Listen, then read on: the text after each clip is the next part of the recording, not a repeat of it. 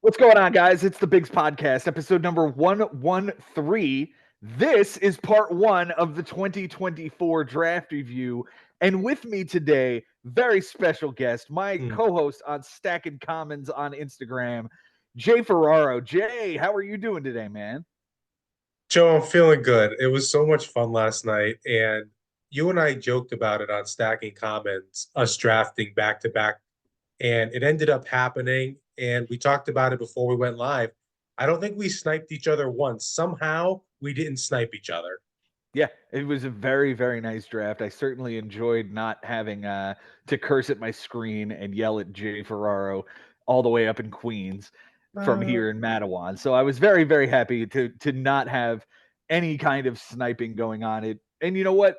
I go back to the decision to not have a draft live video.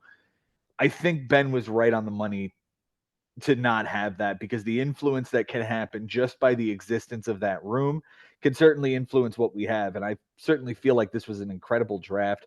Feel like everybody got who they were looking for this year. I don't think anybody was too crazy over the top getting sniped. At least that's my personal opinion. Someone else could have had a horrible experience. I guess we'll hear about that as the season rolls on. What we're doing today, Jay, is we're talking about the back half of the draft. So from 8 to 15, and then Jason being 16 will be on the next show. We'll have him talk about his team and wrap all the way back around. So we're going to start with team number 8. That was Oh What a Rutschman, Bobby Russo, and he starts off the draft with Kyle Tucker, Vlad Guerrero, Logan Webb, Alex Bregman, and David Bednar. That's the first 5 rounds. What do you think of the base of this team, Jay, as we start this thing off? well, I think it's fantastic, and Bobby did such a good job drafting a year ago. I knew he was going to come into this draft and draft well again. I just knew it. That's the type of manager he is. And when you think about Tucker and Bregman having both those Houston Astro guys, that's pretty darn impressive. I like what he did with Bobby Miller in the sixth spot, Mm-hmm. pairing him up with Logan Webb and Vladimir Guerrero. Look, this is just the year that he easily could hit 40 bombs if it all gets together for him. So I like what Bobby did here, but this doesn't surprise me again because Bobby drafts very well. Of course, of course. He finishes out his staff here. Bobby Miller in the 6th, Tanner Bybee, Michael King. So he gets 4 really good pitchers in the first 8 rounds of Logan Webb, Bobby Miller, Tanner Bybee, and Michael King. Goes back to the hitting side for Stephen Kwan, Zach Geloff. That rounds out the top 10 rounds. Now, Zach Geloff is a really interesting pick in the 10th round. Bobby does tend to go a little bit younger when it comes to his picks. Do you like Zach Geloff here at 153 in the 10th round? I do because we think this could be a 2020 guy this year, and he didn't have a second baseman up until this point. So why not go out and get that guy in the 10th round? When you look at the other names that were going around in the 10th round, Hayes and Volpe, it makes a lot of sense there. And in that big ballpark, I'm wondering what the doubles will be. So, him sandwiching that pick and getting Kwan, another guy that, does a lot for our lineup. I mean, I like what Bobby did here. And I think a year ago we saw him go younger early. He waited on that, got his starters this year, and now went with Galoff in the 10th. I like it. Geloff in the 10th could just as easily be Corbin Carroll in the 5th without the extreme ceiling that Corbin Carroll hit. But I love this pick. I think it could be, I think it could return a 2020 guy as well. And at a shallow position like second base, really great pick. The Stephen Kwan pick is interesting. I wonder if Frank is starting to feel some sort of way after that pick because he did not have a left fielder to that point, and I know he does really love him some Stephen Kwan. So that might have been a situation where he sniped Frank picking right after him.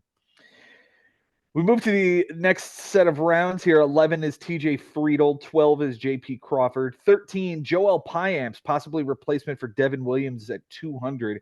Bo Naylor and Jason Adams starting to see those relief pitchers come onto this roster. How do you feel about this five, Jay? Well, JP Crawford, what he can do with on base percentage and all his walks, I love it. And I'm actually surprised he dropped to the 12th. Are you a little surprised that this guy dropped to the 12th round? He was ranked really low to begin with, so I'm not entirely surprised he goes at almost 200, but I think in this particular league, I'd have to take a look at who else was drafted. ahead of him at shortstop in order to really see like, oh, maybe you should have gone ahead of this guy or that guy or a third guy. I like JP Crawford, and I think his on base percentage is really going to help Bobby in this situation. Yeah, and the walks. And, TJ Friel, we'll have to wait on him a little while. He's banged up, obviously. But yeah, and then he went and got the guy that we think will get the saves with Milwaukee. And, as this draft review show goes on, I mean, if anybody has a chance of sniffing saves, they're on a roster. Right. So why not go and get that guy in the 13th? So, hey, just another strong accumulation of guys here in these middle rounds for Bobby. Yeah, Bobby pairs Piamps with Bednar for the first two closers. Jason Adam looks like he might get a couple of saves here or there, or might even take over the job in Tampa Bay from Pete Fairbanks if he struggles. Those guys really shared the workload last year, so we'll see if that's the same way here this year. Wilson Contreras stuck around forever in this draft. I could not believe how long he stuck around. 249th overall in 16th round. Good pick there, Bobby. I really like that one.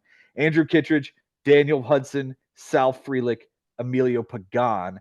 And we'll round it out here. Jose Siri, Reese Olson in the 22nd, Jordan Westberg in the 23rd, Jake Cronenworth in the 24th, Vaughn Grissom, and Brock Stewart finishes out his draft. Any picks on the final 10 rounds here? Yeah, Reese Olson has the ability to be a really good sneaky late flyer guy for Detroit. We both like Detroit this year. I think that was a good pick by Bobby. And I mean, look, another young Baltimore player in Westberg. I did it with Kauser and Vaughn Grisham. I like that move a lot for him going in Fenway once he gets healthy. So, once again, this is a strong draft for Bobby and all those guys right there. I like it. He brings in Cronenworth late for some roster flexibility. If that guy struggles out the gate the first couple months, you could see that guy hitting the wire. But yeah, overall, nice, strong draft by Bobby. And you pointed it out. I think Contreras at 16 might have been the biggest value of the draft for him. Yeah, absolutely. I just kept seeing him fall, and I'm going, I can't take a catcher yet. I can't take a catcher yet. I can't take a catcher yet. And then finally, Contreras went off the board, and I went, all right, I suppose I should probably have gotten him. That was a pretty good value right there. So good job, Bobby. I like the team as well. I think you got some really late value in Jake Cronenworth and Jordan Westberg, who are going to play every day for some winning teams. Vaughn Grissom is a nice stash.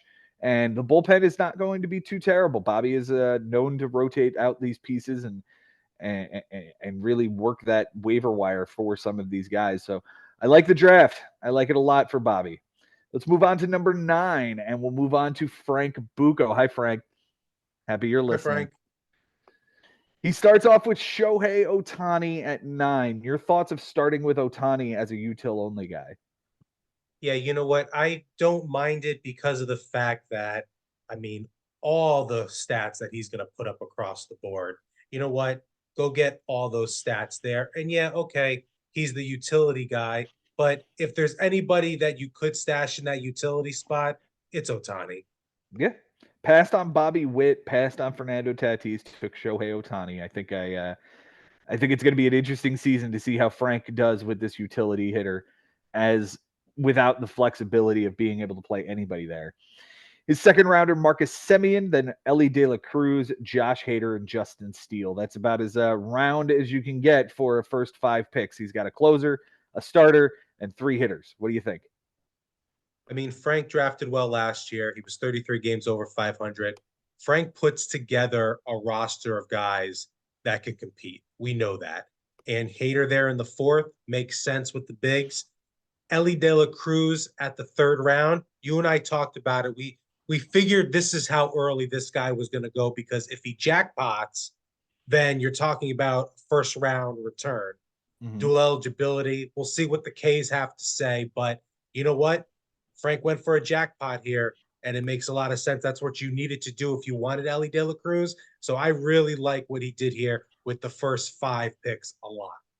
Yeah, this could be a pick that we don't see outside of the first round again for another couple of years in Ellie De La Cruz. Like, this is the opportunity to jump in on him now, and Frank gets to hang on to him for the whole season, see how good he is, maybe he returns first round talent. I wouldn't be too surprised if we saw this dude go 30-40. Right. But I think projections have him somewhere in the 20s of home runs with 40 steals. That's still a hell of a grab here in the third round. Hell of a grab with the flexibility, no Mm-hmm. doubt. Jesus Luzardo in the 6th, George Springer in the 7th, Yainer Diaz in the 8th, Tristan Casas in the 9th, and Anthony Volpe in the 10th. I was a little bit miffed on the George Springer pick. I'm not going to say he sniped me on it, but I was looking at him going, okay, if he could just fall to me, that would be really nice. But great pick of George Springer at 105 for Frank. Yeah, absolutely. And then Diaz in the 8th round. I mean, this is a guy we like a lot at catcher. He's also eligible at first base. Frank put together a lot of nice guys here. I know Costas was another guy that you really wanted, and I'm sure that one made you swear really loudly in New Jersey when that one guy got off the board. I already had Harper, so it wasn't too frustrating. But it was one of those like, yeah, that's a good pick, Frank. It's a really good pick there. Mm-hmm. Yeah, there's a lot of good picks here. Yeah. Yeah. I like Volpe in the 10th. I mean, that could be another 2020 guy this year. And that's essentially 3 2020 guys on 4 2020 guys on this roster. Maybe a fifth if you count Otani, if he gets to 20. So Otani, Semien, Ellie De La Cruz, George Springer could do 2020, and Anthony Volpe 2020. That's 5 guys. Like Five. that's pretty impressive to have that many versatile dudes who are going to steal bags and hit home runs like that. Bryce Miller in the 11th, Ian Happ in the 12th, Tyler O'Neill in the 13th, Kodai Senga in the 14th at 216th, and rounds out the next 5 with Charlie Morton at 233. Kodai Senga, the injury is going to cost him about a month, and he goes at 216. Is that a nice stash for Frank? We're not going to know until he takes the bump. Same thing with Cole, same thing with Verlander. I know these guys went a little bit later, but anybody who's starting the year on the IL with some injury issues, especially when it comes to a starter, if you want to roll the dice there because there's value perhaps in ADP world, would I have gone in a different direction there? Yes, but as you could see on my roster, once we get to it, I didn't draft any injured guys. But if you want to try to, pair that guy, and look, when you break it down, that's his 4th starter once he gets back. Yeah. So you could potentially get some value there. So look, if you want to roll the dice there after what he did last year on your Metropolitans, why not? I wouldn't have done it, but I understand why Frank did it. Yeah. And behind Steele, Luzardo, and Bryce Miller, Kodai Senga gives you a really nice kick in the arm when he does come back, so long as he's healthy and does what he does last year. If you get 175 innings instead of 185 innings last year, or whatever he threw, like if you get 150, it'll be nice. Anything more than that will be bonus. And at 216, it could be a league winner. It could be Yeah. nothing. It could be absolutely nothing if his arm falls off, but that could be the case with any of these guys. No doubt. And when you look at the other guys going in the 14th round, who would have a bigger impact than the Ghost, perhaps? So why not roll the dice? Look, Frank likes to take chances. We know what he does, with trades and manipulating the waiver wire and everything like that. So why not take a risk like this on draft day? And I thought Bryce Miller at 11 was very, very sexy. Oh yeah, I like it. Other pitchers in the 14th round. Tell me if you would take any of these guys ahead of Kodai Senga. Jose Barrios, Brian Wu, Nick Pivetta, and Christopher Sanchez. Well, Wu is on my squad. It's hard to say because Senga's hurt. But, if you were looking at it from everybody healthy, obviously Ghost is far and above those guys. Right. So let's hope Frank gets that healthy pitcher back, and we'll see how he finishes out this draft. Jordan Hicks at 16 at 248. Jackson Merrill, I screamed at the screen and was very unhappy about 265. John Brebbia at 280. Matt Strom in the 19th round, 297. Robert Stevenson in the 20th. Sir Anthony Dominguez. Mauricio Dubon at 22. Shane Baz at 23. Ian Hamilton at 24. Aaron Bummer at 25. And Pierce Johnson at 26. Here's the bullpen. That's the pen. That's the pen. And to get it this late probably doesn't help him very much as far as saves is concerned. But this is a guy who's just going to rotate and churn out relief pitchers and relief appearances, and that's what this is all about. Yeah, no doubt. And I wouldn't be surprised if he traded for a closer, between now and the deadline. Mm-hmm. Yeah, Jackson Merrill, good on him in the 17th because you know what? That guy fell much later than I was expecting him to, especially with him getting center field eligibility after the first week of the season. So that's another nice, sneaky pick where Mm-hmm. it could absolutely jackpot. It could not work, obviously, and he's back in the minors in the summer. But what we've seen out of this kid so far in the spring, you know what? Why not take the chance there, especially with him having dual eligibility? And he must have known how much you wanted Jackson Merrill, how much you adored this guy. Well, I've gotten him on just about every single team I've got this year as like a late round flyer who's going to play center field and shortstop with that interesting eligibility. So yeah, Frank must have seen that and gone, yeah, I could have that on my team. The bullpen of guys like Stevenson and Brebbia and Ian Hamilton and Pierce Johnson and Aaron Bummer. First of all, Pierce Johnson, Aaron Bummer. Good to see you did grab a couple of Braves, Frank. Good to see you on that. Um, but I like Stevenson to maybe take over the job in Anaheim. I like Sir Anthony Dominguez to be a really nice setup dude in Philly. John Brebbia, there's talk of him being the closer in Chicago. There's a bunch of dudes who are going to vie for that terrible job. But he got the starting pitcher eligibility with that guy along with Matt Strom. So that all of these dudes that are in the pen are going to be in the lineup every single day because they're going to fit. Like he's going to be able to fit all of these guys onto his roster because of this SP eligible. I said it to Ben after the draft is over, and I'm going to be brutally honest and look right down the barrel of this camera. This is the best team Frank's ever drafted. I'm not surprised. Like he just puts together good teams and he's done so again. It's incredibly solid. Yeah. This was an incredible draft from him. He's done a lot of work this offseason. Hats off to him on a very, very good draft.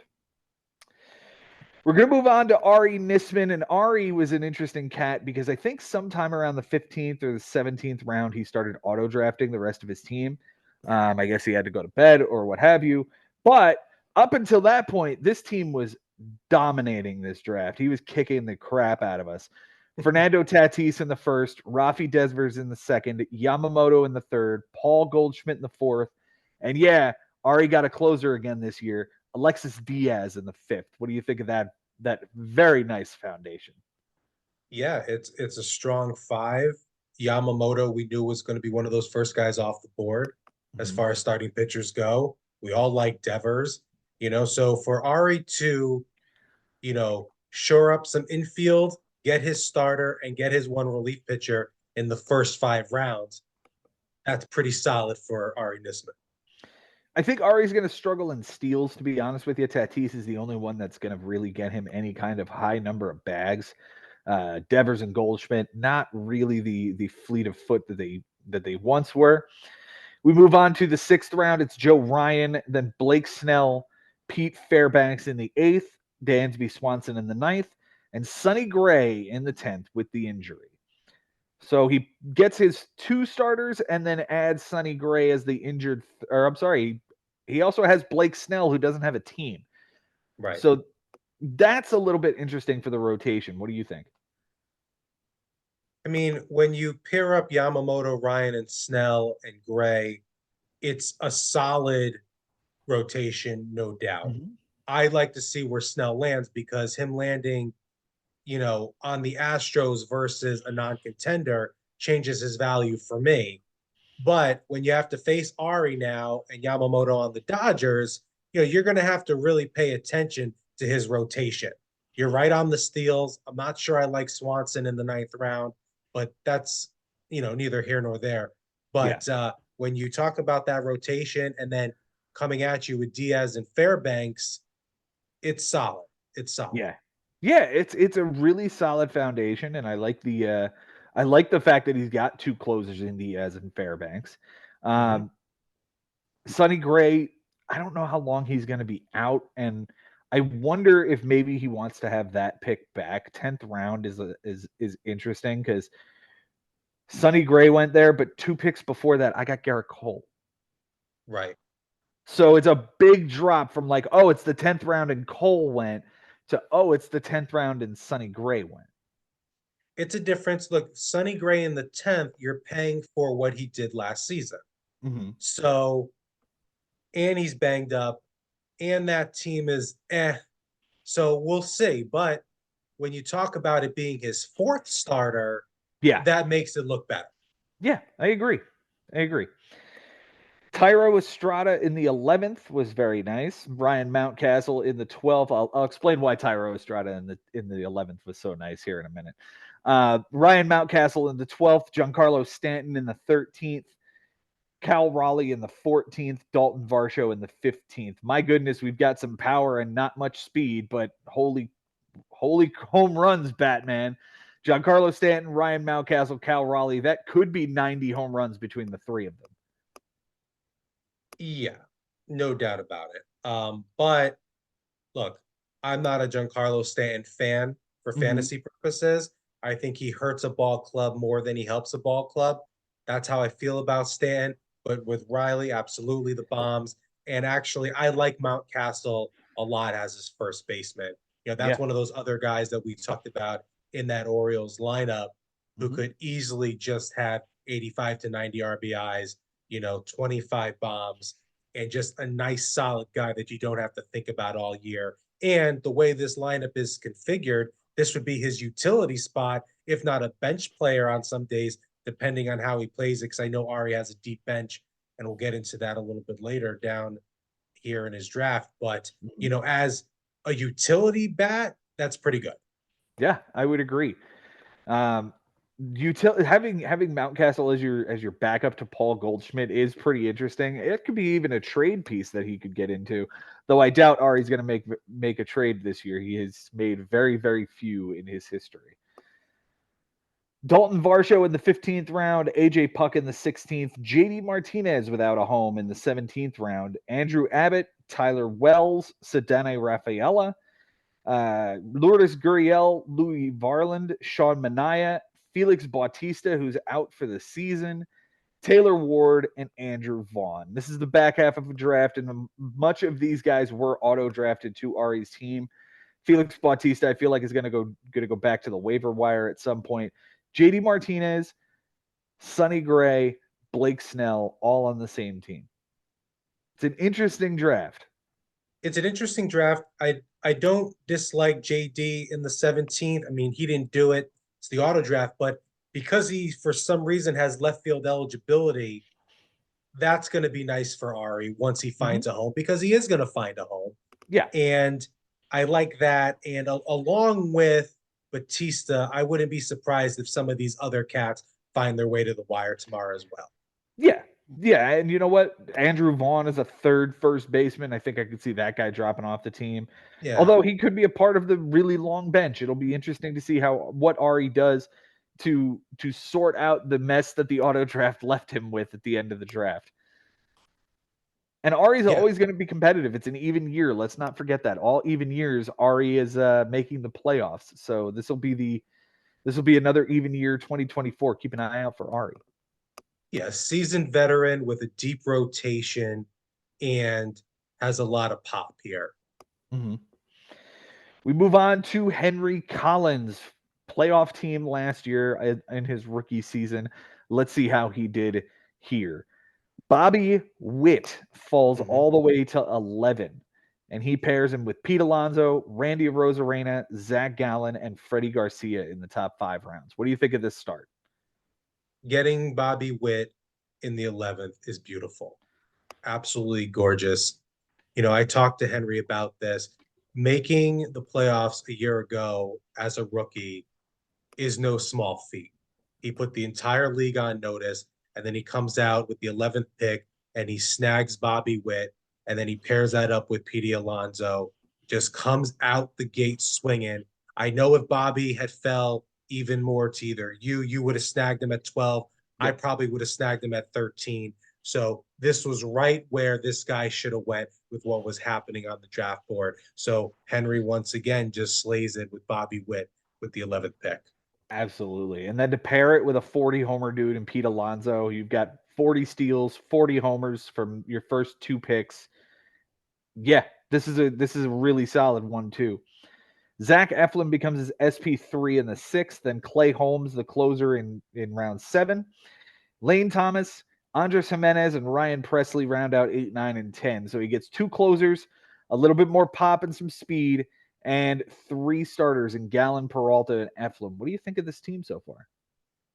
Well, the rotation's deep. I like where he got Clay Holmes because at this point already in the seventh, the closers are getting thin. So Mm-hmm. that was a nice pick there. Um, Lane Thomas, Andres, I'm not sure. Those weren't guys I was necessarily targeting, but Right. it does fill out his outfield nicely with Lane Thomas having the dual eligibility. Um, yeah, I mean he's building his squad, and the he already has his speed, he already has his power with 1-2, and then he just goes back to back to back with these starters, and it's going to be a very very deep rotation for Henry. Absolutely. He gets his four starter here in Bailey over, and his five starter is Justin Verlander in the 12th round. Added David Robertson, Matt Chapman, and Jared Kelnick. That is the round out from 11 to 15. So the four and five starters of Ober and Verlander, the third reliever in Robertson, and then some more power in Matt Chapman and Jared Kelenic. He had Matt Chapman last year. I think he's going to go back to the well this year. He had a really, really strong first half. We'll see if that translates over here in San Francisco this year. I think Verlander in the 12th might be the one that at the end of the year when we're reviewing the draft once again, we'll go, we should have pounced on him a few rounds earlier. We'll see. He's banged up, but he's on the Astros. They have Hader now. The offense is insane. To grab that guy in the 12th, I'm probably jumping the gun here, but if he was available the next pick, I'm sure he's on your team. Well, it's interesting you say that because he picked Justin Verlander right behind me. So I needed something a bit different and had already gone in the direction that I had with this draft. So I could not, in good conscience, add Verlander to the team as well. So I was kind of shying away from him. But in a different build with different pieces in my rotation, I definitely would have been all over Verlander right there. Right. You already have Cole and Walker on the shelf. Exactly. Like Yeah. I can't add Verlander too, Right. but it certainly crossed my mind. Sure. Rounding out Henry's draft, Jack Sawinski in the 16th round, Jorge Lopez in the 17th, Dylan Floro, Elias Diaz, John Schreiber, Nathaniel Lowe in the 21st round. He went in the top 6 or 7 rounds last year. Interesting drop Smart. for him. Jonathan India in the 22nd, Matt Moore, Andrew Chafin, Max Kepler, and Brent Rooker. Any diamonds in the rough here other than Nathaniel Lowe? I think we're agreeing that that's a pretty nice pick there. Yeah, it's a really nice pick there. No, I mean the flexibility with Jared and Jack 15 and 16th having all outfield eligibility. I think that makes sense there. Um, Henry's going to have a fun time this year mixing and matching this outfield. Mm-hmm. And that's the thing that I'm going to be looking forward to seeing how he manipulates that with Lane Thomas having multiple eligibility, a few rounds earlier. So, yeah. Mm-hmm. And I mean, Nathaniel Lowe, look, you said he went where he went last year. This guy, doubles machine, plays on a really good team. I know he's starting the year banged up. The K's got to come down, but the walks were nice a year ago. Mm-hmm. That guy in the 21st round, absolutely all day. Yeah, and it's his backup to Pete Alonso, so it's certainly not somebody that he's going to be relying on this year. But I do love the pick, and I think there are going to be some points where he thinks about playing low over Alonso because Alonso does go through cold stretches. And the Very K's. good job from Henry. We'll see if he's able to repeat as a playoff team in his sophomore season. But it's time to talk about my team, Jay. It's time to Okay. talk about how I did this year. So at 12, I was very disappointed I didn't get to land Bobby Witt, but I went ahead and took a first round, the number one overall pick from last year, Trey Turner. Paired it with Bryce Harper, Manny Machado, Framber Valdez, and Kyle Schwarber. What do you think of my top five? It's dirty. I mean, it's absolutely dirty. Harper, I knew that was a guy you were targeting, so that didn't surprise me when you put him on your squad. And Framber, we all know how much you love him. I Hmm. mean, this foundation here, and we talked about Kyle, the K's, it's not something that I know you like, but all his bombs help with that a lot. So this first five picks here, maybe the strongest first five we've seen so far here in the back end of the draft. I like it a lot. And, Manny, you were nice and quiet about Manny all off season. You're just like, yeah, Manny, Manny, Manny. Yeah, man, he's You even good. mentioned him. And then here he is in the third, just anchoring your infield with Bryce Harper. This first five is pretty, pretty good. Yeah, I looked at it after I was done with the first three, and I went, these guys have all gone in the first round in their career, Yeah. and they have the ability to put up first round talent and first round numbers. So yeah, I was all over the ability to put all three of these guys on my team, anchor my staff with Valdez, and then get 40 more home runs than Kyle Schwarber, 100 walks, 100 runs, 100 RBIs. And then I sat there and went, shit, I'm a Mets fan. I have to root for Well, the Phillies this year? That's gross. it's a lot of So Phillies. It's a it's a lot of lot of Phillies. Phillies. Excuse me. Sixth round, I went Evan Phillips. Seventh, Anthony Santander. Eighth, Walker Bueller. Ninth, Jackson Churio. And 10th, Garrett Cole. Lot of risk in the 8, 9, and 10, but I feel like I mitigated it pretty well. What do you think? Well, like you said, a lot of risk. I'm not surprised the Cole pick by you. Churio, I was surprised. Were you playing possum all off season, or when you saw him in the ninth and you hadn't had a center fielder yet, you said, "All right, let's see." That's the answer. That's the answer. I didn't really have my eyes on this kid all year, but when I got to the ninth round, center field was getting a little thin. Like Lane Thomas went off a round earlier, and I'm like, I don't have an interest in that guy. But the fact that he's going off the board here means I probably missed the boat on the high end center fielders that I wanted to get in on. This kid has the opportunity to at least give me 2020. So I was let's see what he's got. Let's see what he can do here at the top of the Milwaukee lineup. Yeah, and Santander, first and right field eligibility, that's your right fielder. Then he could play first for you. I like that you stuck some flexibility in there. Mhm. Walker and Garrett, are they both IL eligible for tomorrow? I haven't seen them get placed on the IL yet, but one would imagine it's going to be before the start of the season. Right. So we shall see. It'll open up a couple of roster spots for me, and I'll be able to start rolling my rotation of guys through my roster with these two open spots. Yeah, no doubt. But then what shouldn't get taken away here, I mean, the way this lines up, you could have by summertime Garrett Cole, Walker Bueller, and Framber Valdez anchoring your rotation, Yeah, which nobody has that so no, far in the draft. And no, maybe no one has it at all. no. And I might maybe Garrett Cole misses an extra month, and I get punished for that, or maybe Garrett Cole's elbow just explodes, and I get completely punished for that. Right. But it but at 150, I'm getting the Cy Young winner. Right. Sonny Gray went in that route. Yeah. Sonny Gray went 2 picks later. I feel like this is the better option. Yeah. A setup guy went. And not that there's anything wrong with these picks, but No, that's just saying but what was like happening in the 10th. I'll take the risk in the 10th round in Garrett Cole over a bunch of other guys like Cedric Mullins and Yep. Jung Hoo Lee and Robert Hey. Suarez. Like, hey, you got a rookie with no experience from Korea. Yeah. I got a guy with a bad elbow. Like, we took risks Right. here. Yeah. Yeah. In the 11th round, I said the pick of Tyro Estrada 2 picks earlier was really interesting because I was staring down the barrel of not having a second baseman. And I was hoping for everything in me that Ari did not take Edward Julian out from underneath me. So Edward Julian is my like exhale, I got the guy I wanted type of pick in the draft. Um, Julian in the 11th, Yenny Urcano in the 12th, Marcus Stroman in the 13th, Gratterall in the 14th, and Hector Neris in the 15th. Here comes the bullpen, guys.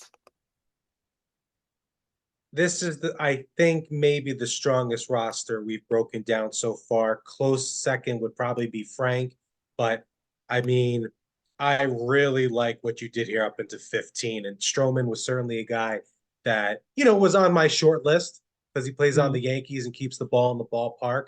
But this right here is a dirty, dirty pen with Hector and Cano. This is Mhm. dirty. Yeah, I wanted to try to get as many high leverage guys and pair up the two guys at the back end of the Dodgers pen so that I Yep. don't have to worry about like, oh no, they're going to use Bruce Dark Gratterall today instead of Evan Phillips because Evan Phillips got the save yesterday. No, Right. don't have to worry about that. I got them both again this year. Yeah, Finishing well out done. I my know Josh did that a year ago with his Mhm. Dodgers bullpen. It brought him all the way to the finals against his brother Mike. So, yeah, I mean, 1 through 15 here. I'm not sure I looked at your roster as deeply up until this point, but I'm really liking what you did here, 1 through 15. I really like what I did here in the back end. I took Jose Abreu as my backup first baseman and utility hitter at 245. That guy could give me 100 RBIs. Mm-hmm. Luis Campusano gets to pair with Manny Machado as a pair of San Diego Padres in my lineup. He's going to be my catcher. Ronaldo Lopez is the 5 starter in Atlanta. I got him in the Yep. 18th round. Colin Poche in the 19th. Colt Keith in the 20th. Kike Hernandez, DL Hall, Kenta Maeda, Seth Lugo, Max Meyer, and Zach McKinstry round out my draft. Kenta Maeda, I looked at Ben as I was about to take Kenta Maeda, and I went, I think I'm about to take one of your guys. And he was like, please don't. And I'm like, I need to backfill my starters because I took 2 hurt guys. So I need to start stacking some guys that I think are going to give me some innings in favorable situations. Maybe not great situations, but favorable ones. Kenta Right. Maeda in Detroit, Seth Lugo in Kansas City, Yeah. Max Meyer in Miami. All pitchers, ballparks, all dudes that I think could get, and DL Hall in Milwaukee. Like those 4 guys are guys that I'm giving the opportunity to at the back end of this draft. And if they're good, they stick around, and if they're not, they're going to be replaced by Bueller and Cole here shortly anyway. Sure. And it's not as if you took Carlos Santana from the commissioner. So, Right. it's Kenta. And yeah, you did exactly what I was expecting you to do at the last few rounds of this draft. Just continue to stockpile your rotation, throw a bunch of guys in the stable. We're about to break down my team. That's exactly what I did as well. And, you know, these guys with all this eligibility here, Zach and Kike, I mean, Mm-hmm. you're going to have the ability to do a lot with that. I mean, nobody has flexibility like these two cats. Were these two targets of yours all along because of the flexibility?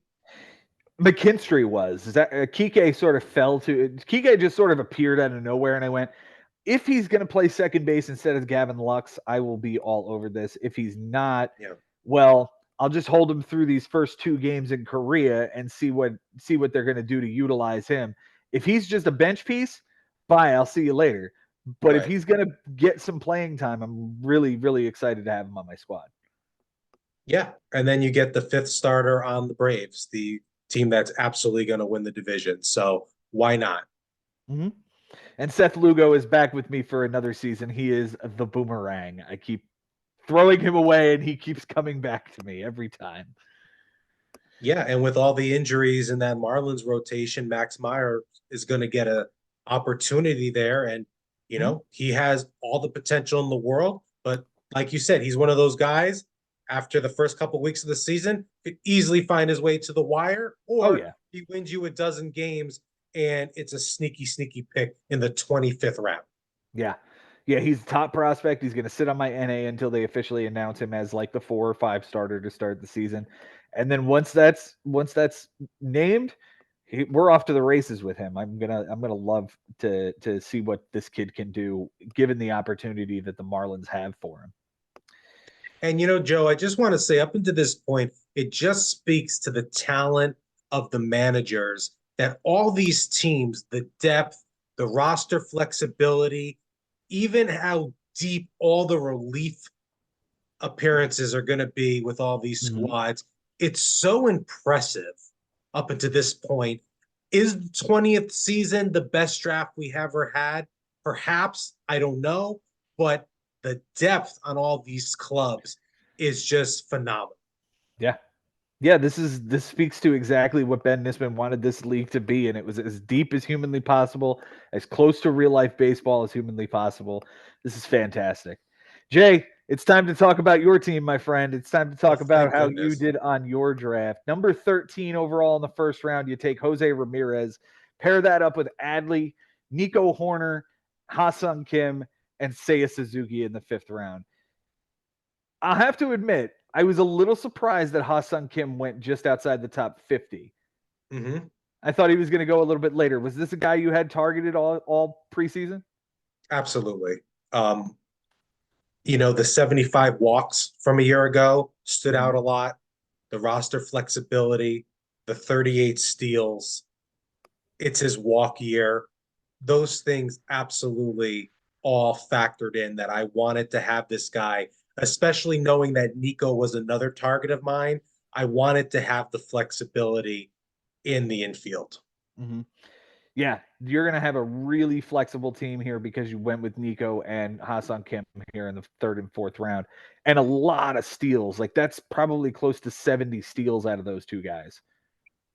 Yeah, and we talked about it before we went live. Jose falling to me at 13. I was going to take Adley there. I didn't think Jose was going to be available still with the Mm-hmm. 13th pick. And when he was, I said, well, I can't pass up Jose Ramirez here. I just can't do it. As much as I wanted Adley and I would have been disappointed, Adley was somebody that I took in every single mock draft. He Mm-hmm. was absolutely someone I was targeting, obviously, because I took him in the second round, Joe. But, I rolled the dice hoping that between me and the other guys coming back around, Adley would still be there. And he was. And I wanted him to anchor my lineup. There was no chance you were getting him in the third round at 45. He would have been gone by the time he came back to you. So I understand having to take him at the second spot. I think it's a little bit rich. I think there's a couple of guys that you maybe passed over that I would have taken ahead of Adley, but we're like guys like Bryce Harper. I certainly took him, Right. but Marcus Semien, Francisco Lindor, Vlad Guerrero, Gunner, on the same team. Those No those might doubt. be where the comparison is. But Rutschman, you were never going to get him in the third round, so you had to take him here. Do you worry that maybe you passed on a bigger star to get this guy, or are you all in on Adley's MVP year this year? No, I'm all in on it because of where he gets placed in that lineup, the Mhm. walks, the Ks, the on base percentage. And Joe, all those other names, I get it. I would have been too disappointed if Adley was on another club because there was no other catcher that I said, okay, I'm going to go get this guy in the middle rounds when I knew this was a very strategic team build, as you could tell, right? Yeah, yeah, I So see that. so I knew that's where I wanted to get that guy. And when I knew I had the ability to do it there quickly, there was no doubt. And yeah, I mean, look, Bryce Harper, 35 bombs, 20 steals, all the other guys, Gunner doing his thing.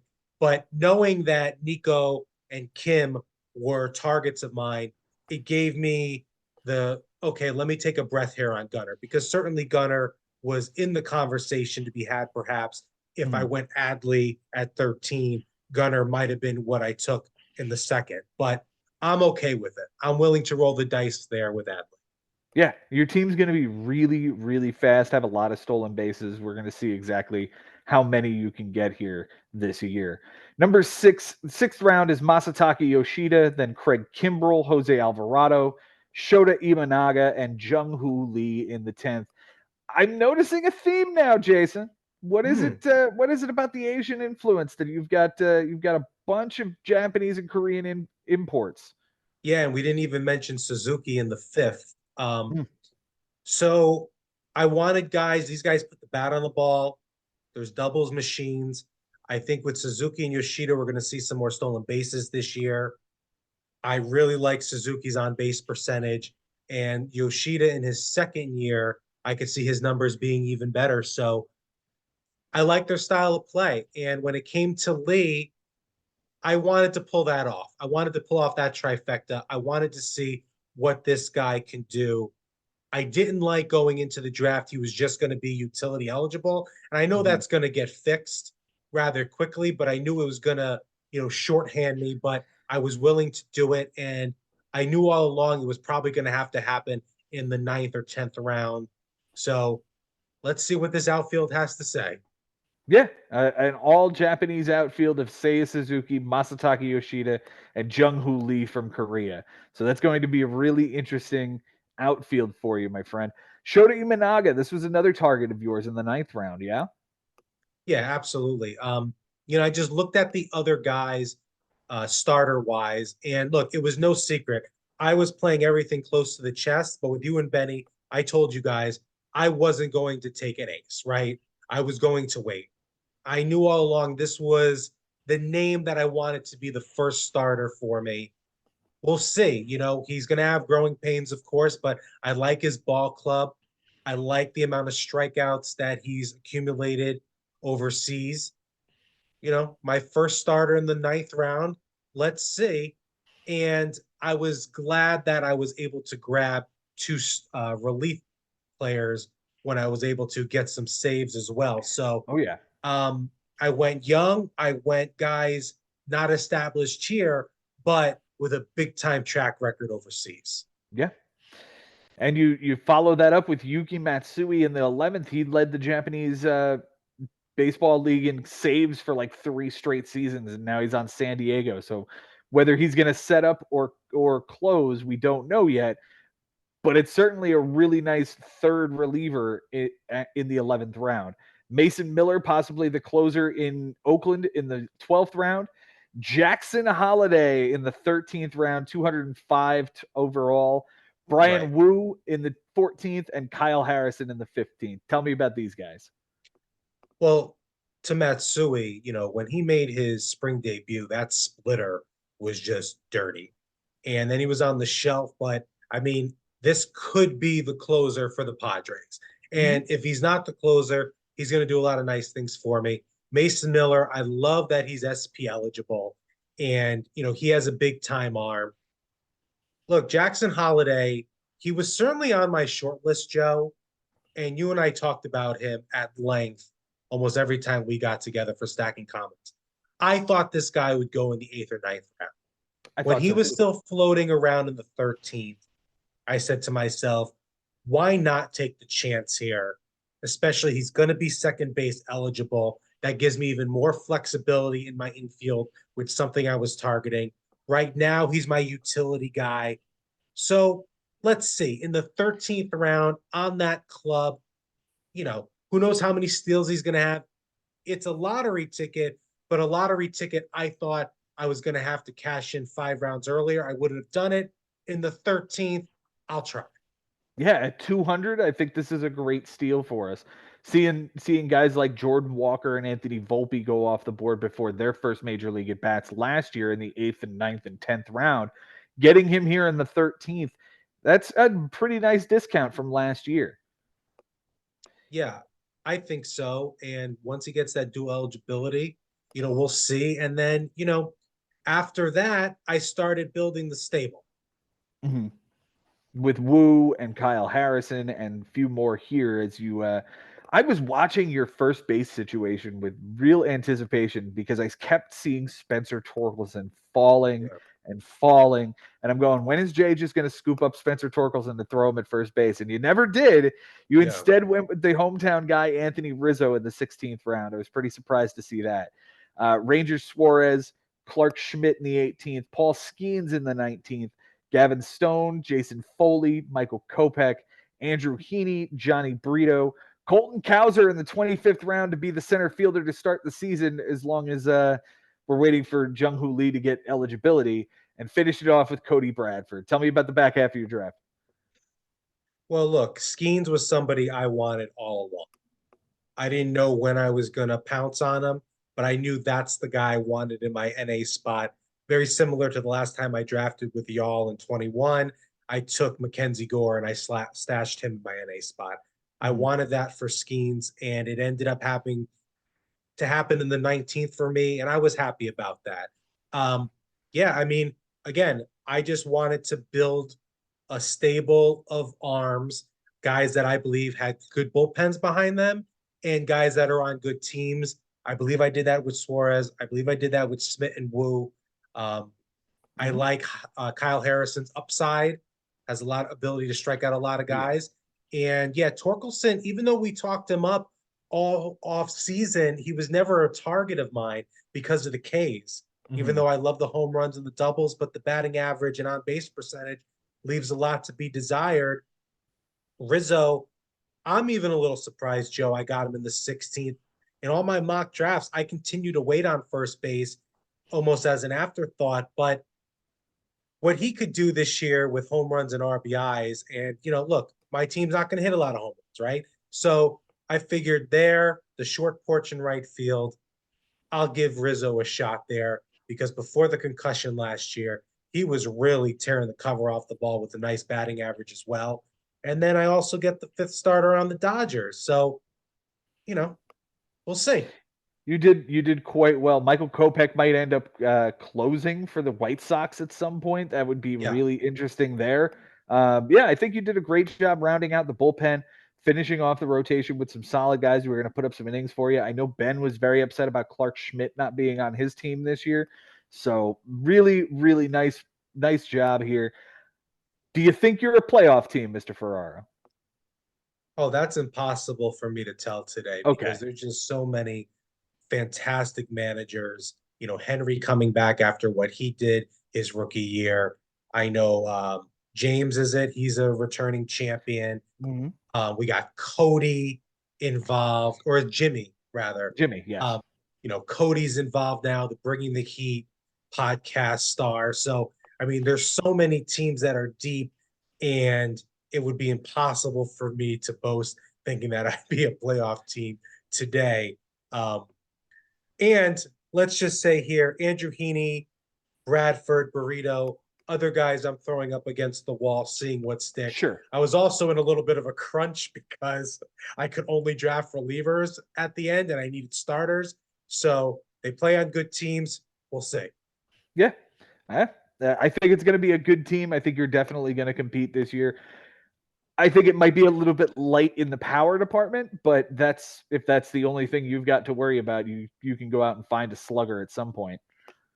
Yeah, we'll see. I mean, look, it was very strategic, this team build, and we'll see if it works. It might not. I've said that Yeah, all off season too, guys. I was like, I have an idea. I don't know, but I'm willing to try. we shall see, my friend. We shall see. We move to Mike Sherman, former champion of the league in 2016, and he starts his build with Austin Riley at 14, then comes back with Zach Wheeler, Max Fried, Nolan Jones, and CJ Abrams in the top five. What do you think? Well, he's a returning champion, and Riley at third is really, really nice for him. And then to pair that with one of the best starters in the league, I like that a lot. Freed coming back from the injury. We'll have to see if Nolan Jones can repeat himself. We got to see if CJ Abrams can repeat himself. Same thing with Stair. I'm jumping the gun, but he got all guys that gives him flexibility there and all ADP darlings going into the 2024 season. It's just whether or not Jones he's going to get a return in the fourth round from the numbers a year ago. I wasn't a Nolan Jones guy going into the draft. I know Right. you weren't. I know Jason Ashby was, but that might be rich there only if he doesn't return on investment. Yeah, and Jason didn't go after him here in the fourth, fifth turn, and we'll talk about that later on when I meet with him and Ben later for the for part two of this episode. But that being said, Nolan Jones going in the fourth round, first left and right eligible, 2020 guy from last year, plays in Colorado. That's all the positive signs for him.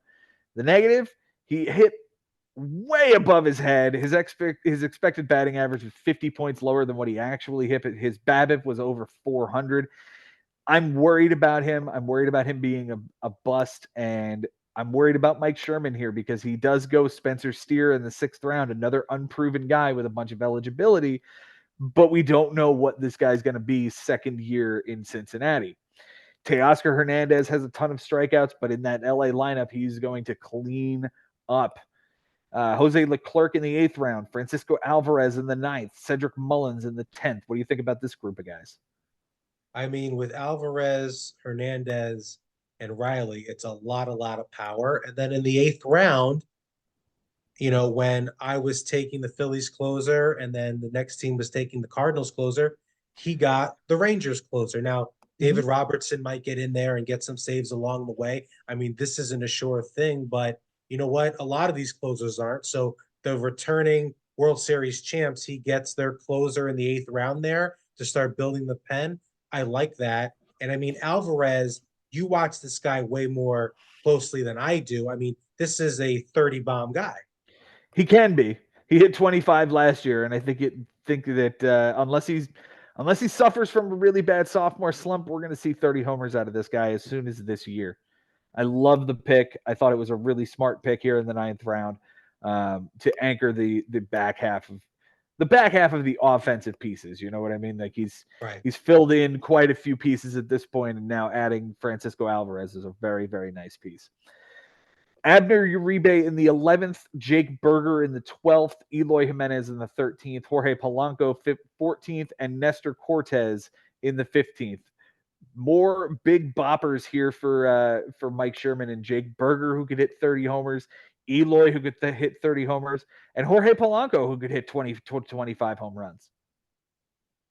Yeah, more pop. Maybe the Brewers closer. I mean, that guy is going to get some saves, right? So Mm-hmm. he's cleaning up his pen here, and we'll see the pen get built as this draft goes on for him.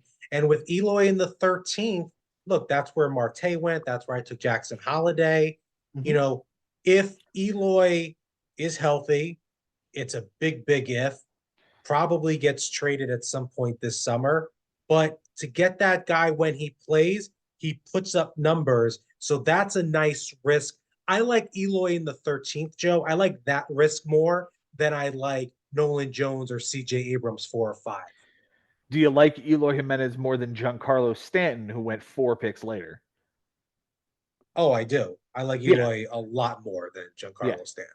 A Do you lot more. like Eloy more than Charlie Blackmon, who went about 10 picks later? Yes. Yes. Yeah. Yep.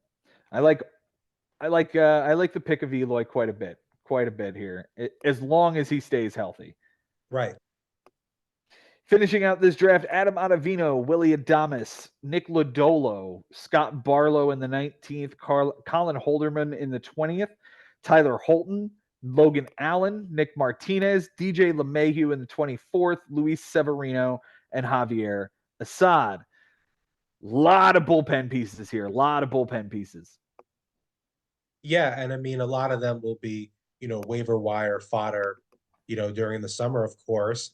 I mean, even maybe DJ LeMahieu, depending on if his bat comes to play in the It's true. 2024 season, regardless of the dual eligibility. Joe, are you surprised that Severino didn't get drafted before the 25th round? Not really. There's nothing that there's. He's never been a modicum of health. His great year was 5 or 6 years ago. He's on a team that is hoping that he can stay healthy for 1 year so that can hold us over until we actually want to spend money on the rotation. I don't know. He could be a really nice pick if he wins 12 games, but he could also be injured and throw 60 innings for the whole season. Right. So I'm not thrilled with Severino. I'm not thrilled with him as a Met, nor am I thrilled to would I be thrilled to have him on my fantasy squad. Mm-hmm. It's a good draft from Mr. Sherman. I think they're going to hit a lot of bombs, but I think there's a few holes here. I think the pitching rotation is not as good after the first two big names. The third name would be Nestor Cortez, I assume. I think that's a pretty big step back, but if they can hold it together and he can stay healthy, then I think this team can compete. What about you? Yeah, absolutely. I mean, the pedigree and the manager speaks to me more so than the roster. Yes. And when you talk about a bunch of these guys from, I'm going to say 18 to 26, any one of these guys could turn into a big time starter on the wire for him at any point in the first month. Yeah. So I'm when it comes to this cat and what he's done in this league and being a champion, yeah, this is absolutely a team that's going to. No doubt. No doubt. We will finish up this episode with third degree burns. That sounds painful. Thank you, Brian Lebo, for the incredible team name. He starts his draft off in the 15 spot with Jordan Alvarez. Then goes Corbin Burns, Tyler Glasnow, Jazz Chisholm, and JT Realmuto. Wow, what a start. Yeah, big time start. Two huge starters on teams that are going to win a lot. Alvarez, I think, win the MVP this year. And I mean, if Jazz stays healthy and gives us that 30-30 campaign, That's the one, right? Like, that's the whoa. difference here in the first 5 picks. It's whether Jazz could really return on investment here at 50. And he gets his catcher, Yeah, and he who gets stole arguably the 16 best back. catcher. Yeah. Yeah. No, this is a solid 1 through 5. Yes. Yeah, I think Brian Lebo crushed it this year. Andres Munoz, sixth. Xander Bogaerts really disappointed me to see him go off at the spot he did in the 7th round.